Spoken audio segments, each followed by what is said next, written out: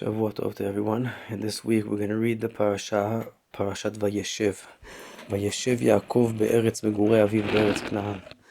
And in this parasha, one of the beautiful contemplations of the Ishbitzer Rebbe that we're contemplating on this year, it's a very long Torah, so we're not going to go over all of it and how he connects it to the different to the verses of the Torah, but he's contemplating on the attributes or the attitudes of two of our most central tribes, of the 12 tribes of the Jewish people, the two most central tribes which are also pivoting up against each other throughout the Jewish history, or the history of our world, is the tribe of Yehuda, Judea, the tribe of kings, and the tribe of Yosef, which is Ephraim and Menashe.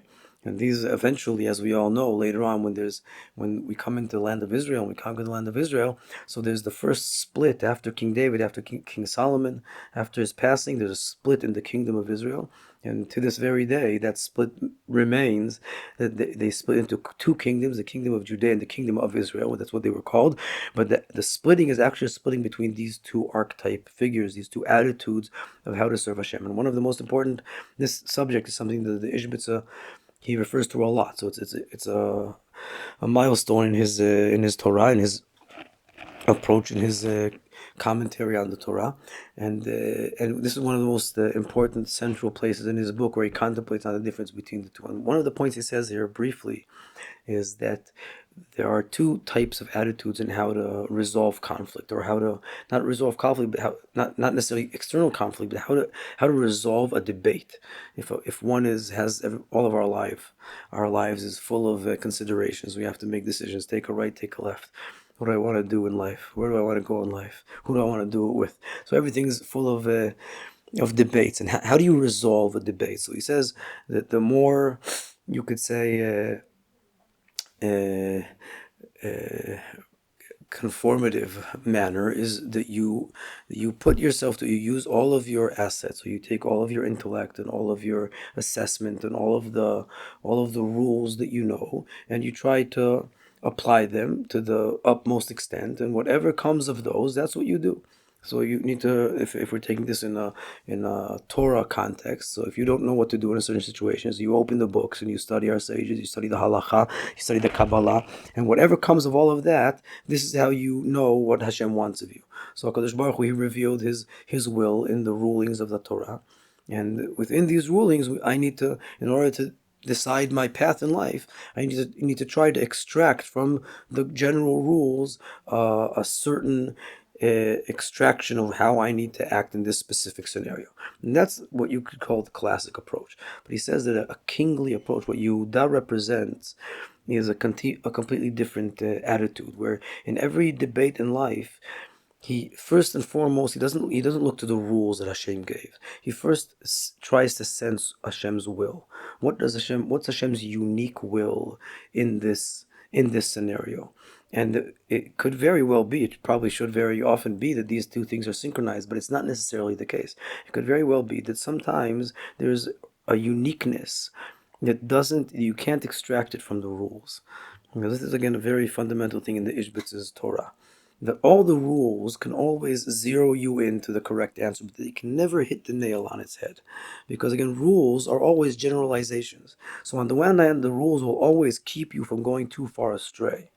But on the other hand, they'll also limit you from your precision. Now, if you're looking for a sense of Hashem's specific, unique will in a specific scenario, then obviously you're taking a very dangerous path, because you could be completely off course. I mean, all of your personal interests and all of your anybody can imagine how a person's self-involvement, can lead him completely astray, and you think you're doing what Hashem wants, but you're actually just allowing your own personal interests to get in the way. But that's on one hand. So you can go completely astray if you ignore the rules. That's what the rules are there for. They're there to maintain boundaries and to funnel you in the correct direction. So even if it seems to you that you should be doing X, but if the rules are against it, so you don't. So it keeps you from going astray on the one hand. But on the other hand, if you try to develop that sensitivity and you're acute to it, and you care about it, it bothers you, and you try to listen to what does Hashem want from you right now, then you have a chance of hitting the nail right on the head. Because every scenario in life is utterly unique. And the rules, as much as they can funnel you away from making drastic mistakes, they can also never zero you into the uniqueness of the scenario, because they're generalizations. And any generalization can only get you in the general direction. But if you want to hit something with precision, with utmost precision, so the rules will never give you that. Like, this idea is a very fundamental concept in the Ishbitz's Torah, and as he explains in this place and many others, it manifests in the attitudes of leadership between Yosef HaTzadik, who's like by the book, and Yehuda, who has a heart, his kingly intuition. That's what makes him king. This is why Hashem chooses him. Now he also says that this is why these two attitudes are constantly pivoting up against each other, because the Yosef, the person who's again a conformist by the book, he always wants to do things in sync with the rulings, so he's always trepidatious of Yehuda's instincts, Yehuda's sense of what Hashem wants of him imminently. Because who gives you the legitimacy to be confident of your precision? So they're always pivoting up against each other. And this is how one of the drashot he says about when Mashiach comes, the verse says that then the houses of Yosef and the house of Yehuda will stop fighting, stop arguing, that they'll concede to each other. Because when Mashiach comes, so the clarity of Yehuda will be refined. Again, this worry on Yosef's behalf of the king not being, his precision not being synchronized with Hashem's will, it's a true and real consideration. As we know historically, very many times they were right, and the kings of David made mistakes. But nonetheless, the kings of David's unique ability to dive deeply into Hashem's will and try to be sensitive to his unique will is what Hashem is really cherishing and yearning for all of us to be able to develop this sensitivity.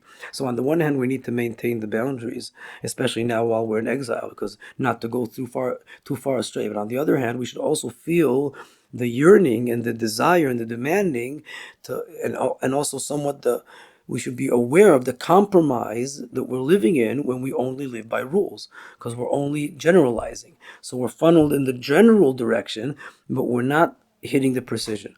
And we should feel that compromise. It should bother us. If it bothers us enough, so that worrying itself develops a sensitivity to be able to hear Hashem's calling within the rules, within the boundaries of the rules.